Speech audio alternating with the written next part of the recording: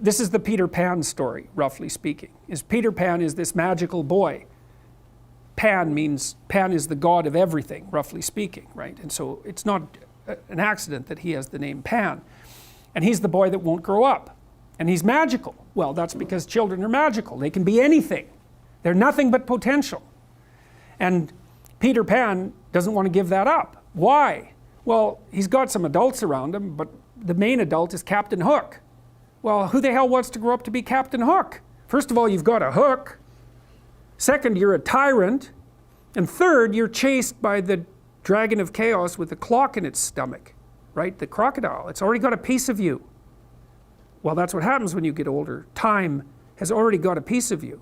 And eventually, it's got a taste for you. And eventually, it's going to eat you. And so Hook is so traumatized by that he can't help but be a tyrant. And then Peter Pan looks at traumatized Hook and says, well, no, I'm not sacrificing my childhood for that. So that's fine, except he ends up king of the Lost Boys. In Neverland, well, Neverland doesn't exist, and who the hell wants to be king of the Lost Boys? And he also sacrifices the possibility that he'll have a real relationship with a woman, because that's Wendy, right? And she's kind of conservative, middle class, London-dwelling girl. She wants to grow up and have kids and have a life. She accepts her mortality, she accepts her maturity. Peter Pan has to content himself with Tinkerbell. She doesn't even exist. She's like the fairy of porn. She doesn't exist. She's the substitute for the real thing. And so, but the dichotomy that you're talking about is very tricky, because there's a sacrificial element in maturation, right? You have to sacrifice the pluripotentiality of childhood for the actuality of a frame.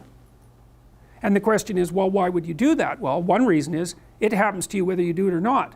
You can either choose your damn limitation, or you can let it take you unaware when you're 30, or even worse, when you're 40. And then that is not a happy day. And I see people like this, and I think it's more and more common in our culture, because people can put off maturity without suffering an immediate penalty. But all that happens is the penalty accrues, and then when it finally hits, it just wallops you. Because when you're 25, you can be an idiot. It's no problem. Even when you're out in a job search, it's like, well, you don't have any experience and you're kind of clueless. It's, yeah, you're young, it's no problem. That's what young people are like, but they're full of potential. Okay, well, now you're the same person at 30. It's like people aren't so thrilled about you at that point. It's like, what the hell have you been doing for the last 10 years? Well, I'm just as clueless as I was when I was 22. It's, yeah, but you're not 22. You're an old infant, right? And that's an ugly thing, an old infant. So part of the reason you choose your damn sacrifice, because the sacrifice is inevitable, but at least you get to choose it. And then there's something that's even more complex than that in some sense, is that the problem with being a child is that all you are is potential, and it's really low resolution. You could be anything, but you're not anything. So then you go and you adopt an apprenticeship, roughly speaking, and then at least you become something. And when you're something, that makes the world open up to you again. Like if you're a really good plumber, then you end up being far more than a plumber, right? You end up being a good employer. Not that plumbers, I'm not putting plumbers down. It's like more power to plumbers. They've saved more lives than doctors. So, hygiene, right? So, if you're a really good plumber, well, then you have some employees, you run a business, you train some other people, you enlarge their lives, you're kind of a pillar of the community, you have your family.